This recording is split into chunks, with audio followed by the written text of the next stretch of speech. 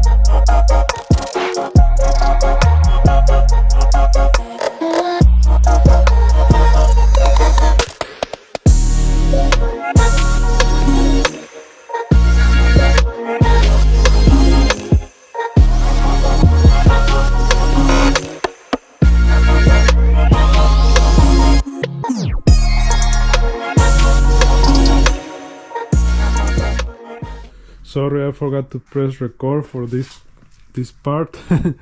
But this one, what I did, I started from this area, this flat area, and then I pushed the vinyl that way and that way.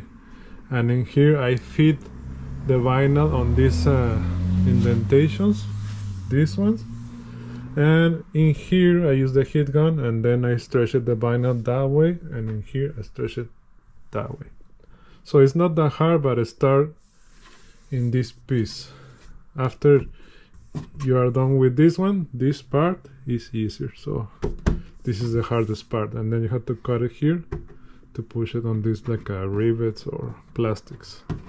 And that's it. I already did the inlays here and this one. And the next thing is to do the rear bumper.